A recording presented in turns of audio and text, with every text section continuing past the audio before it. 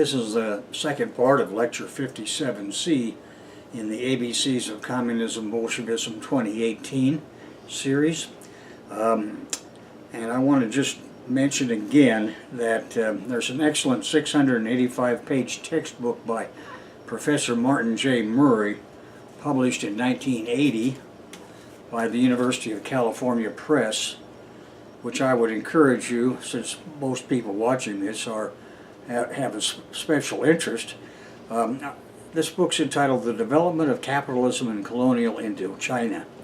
And Professor Murray joins the pantheon of excellent Marxist scientists, and in my opinion is the best Marxist historian since Philip Foner. Anyway, later on in this lecture I'm going to take the liberty of citing an extensive relevant section of that book. But for now, let us begin with a review of the essential sinews of heavy industry that is the core of the capitalist stage in any country.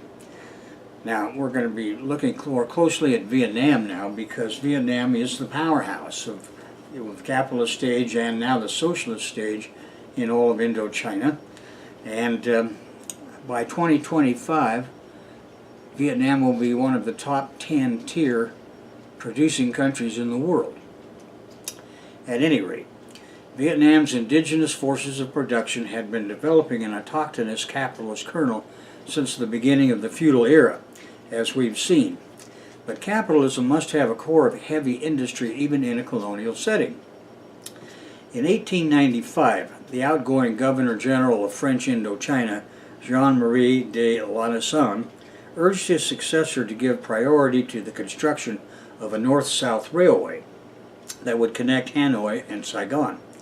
That railroad would be the backbone of Indochina, from which all other routes would radiate. 2 years later, in 1897, the new Governor-General, Paul Doumer, arrived in Hanoi, and he came with the first objective of making the colony profitable in the traditional European colonial way, meaning to supply France with raw materials and agricultural products and to make a market for French commodities, and with the second goal of helping the French capitalists compete with their always at odds UK capitalist brethren for China's labor and resources. Now, to do these two things, he would have to build railroads to connect production centers and markets within the Vietnam colony, and connect the colony to China's bordering province of Yunnan. The latter would be the French vanguard base area against their big British capitalist adversaries. Now, Paris awaited Doumer's cost estimates and detailed plans for railroad construction with what had to be bated breath. The French bosses knew that the cost and financial mechanics would be greater than anything Paris had approved before, and they were right. To make a long story short, when the Trans-Indochina Railroad was completed in 1910, it had cost at least 300 million francs. However, it connected Indochina internally from Hanoi, Hue, Saigon, and finally Phnom Penh. Another connected Hanoi with Yunnan. In 1898, the French government approved floating a 200 million franc loan for the construction of the entire Yunnan line and several sections of the north-south line. By 1902, work was completed on the line from Hanoi to the Chinese border at Dongdang, and the first section of the Yunnan line was completed between Hanoi and Haiphong in the same year. In 1899, construction of the first sections of the North-South Railway got underway, and over 30 years individual sections were completed serially. The first section to be laid down was the Hanoi-Vinh section, built from 1899 to 1905. Next to be built was the Nha Trang Saigon section from 1905 to 1913. Then the Saigon Tan Lin portion was opened in 1908, and it was followed by the Tan Lin Nha Trang portion in 1913. During this time, tracks were laid around the city of Hue, leading south to Touraine and north to Dong Ha. The Hue-Touraine section opened in 1906, and the Hue-Dong Ha line opened in 1908. The Vinh Hue section was constructed from 1913 to 1927, and the remaining Wei Na Trang section was constructed from 1930 to 1936. On the 2nd of October 1936, the entire 1,072-mile Hanoi-Saigon link was formally put into full operation. Now, these railways were the sites of active union and labor organization. For this reason, the Indo-Chinese Communist Party was able to build an early proletarian base to supplement its poor and landless farmer mainstay. The corruption in the bond issuing, that is, the loans, was massive, with a hefty 12% interest rate attached until 1908, when popular outcry in France forced the regime to reduce future contracts to 5% interest rates. And rather than build the steel rolling plants in Indochina, which would have been the sensible thing to do from a fiscal perspective, the bosses in Paris and Indochina would not. There was too much danger of building an Indo-Chinese proletariat as it was. Now, the original loans were purposely oversubscribed at least 28 times, so that multiple dividend checks could be received by investors for the same investment. This, combined with massive graft on the contracting, expanded the cost to ridiculous new levels, and pay per mile sent the railroads everywhere in the countryside where there was no population yet. Now, this would be of great assistance to the Indo-Chinese Communist Party armed struggle in coming decades, but at that moment it was just another example of corruption on the same scale and of the same type, as so well illustrated for Dr. Durant's Union Pacific in the TV series Hell on Wheels. The invention of the internal combustion engine and the coming of the motorized bus created a feasible economic alternative to railroad transportation. Accordingly, in 1913, the colonial regime faced the prospect of road building, and Paris authorized a motor road loan and bond issue for the Indochina colony, and by 1936, Indochina had over 17,000 miles of highway of various grades. Now, in terms of manufacturing technology, and I'm going to quote here an extensive section of Martin Murray's book, the strong opposition of French authorities to any form of industrialization, numerous manufacturing industries emerged in Indochina, particularly during the 1930s. Now, the principal causes for the growth of these light industries were the distance from France, the abundance of low-cost labor, and the gradual development of a home market. These light industries included the manufacture of a variety of articles not competitive with French imports.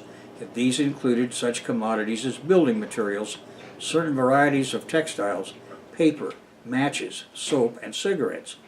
In addition, electric power plants, breweries, and the like to meet the needs of urban communities and urban residents in particular. Taking a closer look at the building materials industry, the most important industry in this field was the manufacture of cement, largely monopolized by the Société des Cements Portland Artificiales de Indochina. This French company was founded in 1899 in Haifa. Its location was determined by the proximity of coal, limestone, and clay supplies, and ocean and river transport facilities. In 1926, when rotary kilns replaced the upright kilns, the total productive capacity expanded to 300,000 tons of cement per annum. The company owned its own power plant, shops for the manufacture of wooden barrels, and automatic fillers for jute or paper bags. The extensive program of road, bridge, dam, and dock construction, in addition to the erection of public buildings in the main urban centers, created a large demand for this excellent quality cement. In 1937, production exceeded 235,000 tons, of which 53% was exported. Other building materials enterprises spread throughout Indochina. Numerous small independent French concerns were engaged in the manufacture of bricks, tiles, pipes, and tanks. The colonial administration had no choice but to allow the development of these industries because even the most ardent opponent of colonial industrialization could scarcely argue under these conditions the market for bricks, cement, and the like should be reserved for factories in distant France. Now, in terms of the textile industry, the processing of local agricultural commodities and the manufacture of building materials from local raw materials were clearly industries which offered no serious competition to French imports. However, since textiles represented one of the four major imports from France, it would seem much more difficult to reconcile French colonial policies on non-competing industrialization with the early formation of modern textile factories in Indochina. Mitchell offers the following explanation. When the French occupied Tonkin, they found that the native weavers were importing large quantities of cheap yarn from foreign countries, particularly British India, with which expensive French yarns could not compete. The only way France could secure for herself the profits offered by Tonkinese demand for yarn was to establish a modern spinning factory in Tonkin itself, where labor was as abundant and cheap as in Bombay, and where it was hoped that locally grown cotton could provide the necessary raw materials. Now, the first French textile factory was established at Hanoi in 1894. This initial venture was soon followed by the formation of two other textile mills located in Haiphong and Nam Dinh. In 1913, these three French operations were merged into one enterprise, the Société Conteneur de l'Indochina. On the eve of World War I, these three factories had 62,000 spindles in operation, employing 1,800 workers, and imported an estimated 3,000 tons of raw cotton from British India. With the closing of the Hanoi mill, the Société Conteneur de l'Indochina operated 30,000 spindles at the Haiphong factory and 54,000 spindles at the Nam Dinh factory, in addition to 1,300 weaving looms. By 1933, this French company employed an estimated 5,000 workers, most of whom labored at the Nam Dinh factory, which operated its own power plant, owned its own bleaching and dyeing facilities, utilized a fleet of launches and barges, and possessed modern docking facilities along a major state-constructed canal route. By 1938, the number of wage-paid employees in the textile mills had increased to an estimated 10,000 workers, a large proportion of whom worked irregularly. An official report of the colonial labor inspector named Guerriere illustrates the nature of the working conditions in the cotton mills. And he said, the labor employed in the spinning mills of Nam Dinh and Haiphong is family labor of a homogeneous and stable character. The spinners and weavers practically always belong to the same family, and each child, as it becomes old enough, joins the family in this work and thus adds another wage earner to those already engaged in the maintenance of the home. An estimated 25% of the total workforce was comprised of boys and girls between the ages of 14 and 18. Women and children represented about 50% of the labor force, and the work itself was divided into day and night shifts. Night work was preferred by the wage earners since the factories were cooler in summer and warmer in winter during those hours. Moreover, the factories were less carefully supervised at night by European overseers. Thus, workers engaged among themselves to take turns at the job, and those who were idle could catch some sleep between the looms. Two French companies, the Société Conteneur de l'Indochina and the Société Fileries de l'Indochina, monopolized production. Today, output by 1939 exceeded 11,000 tons of yarn, which was sold principally to handicraft workers concentrated in surrounding villages, in addition to 1 million blankets and over 30,000 tons of cotton fabrics. The actual cultivation of cotton in Indochina declined markedly after 1920.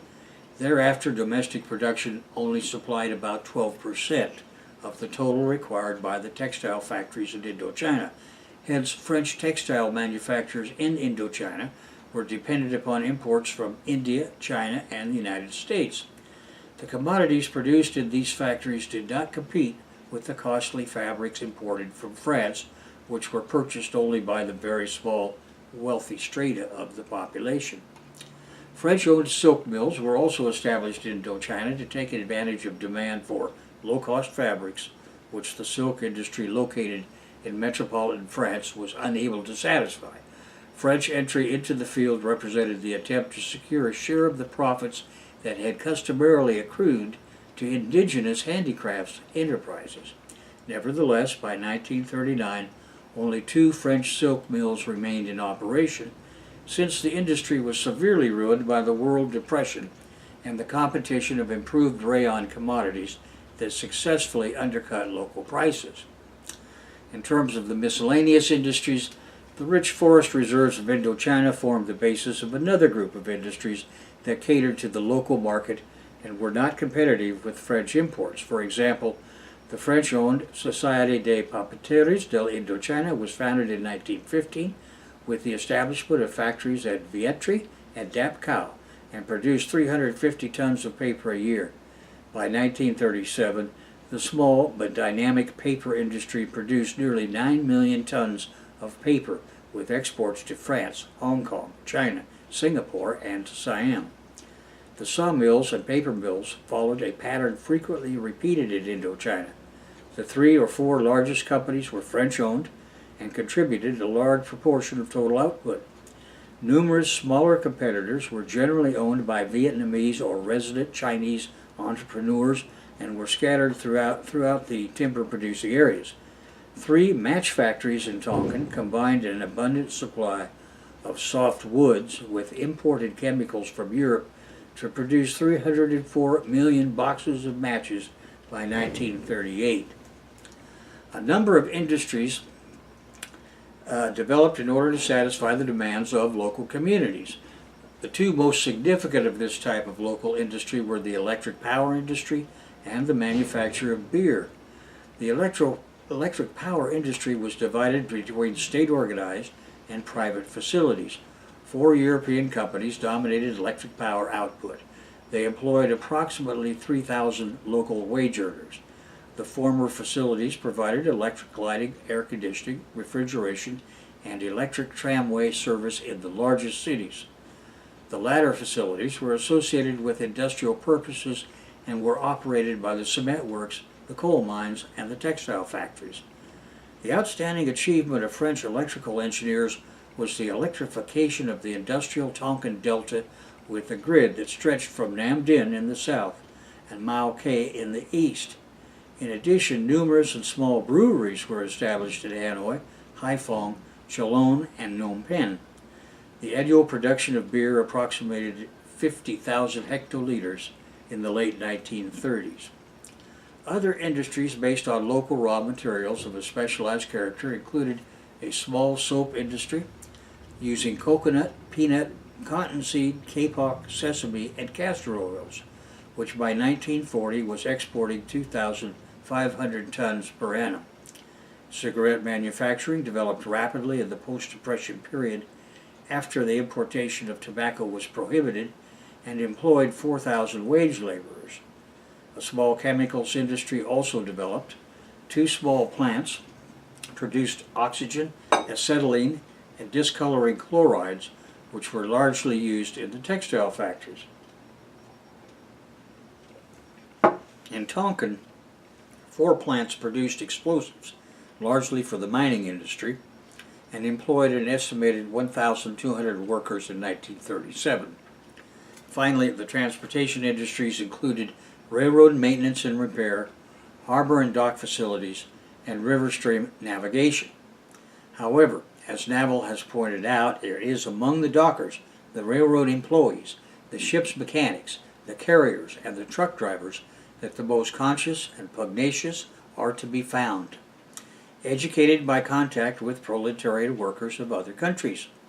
By 1936, the colonial railroads had expanded their operating lines to over 5,383 kilometers, and by 1937, approximately 13,000 wage laborers were employed in administrative services, the locomotive department, the track, and various other repair shops. The railroad workers, the most cynical symbol of the spirit of colonization, because the trains were divided into 4 classes, 4th being reserved for, quote, the natives, unquote, who were entitled only to carriages with lateral seats. Now with that, I'm going to conclude this particular part of our an introduction to the development of capitalism in Indochina, and we will proceed on with the next chapter and the formation of the Indochinese Communist Party.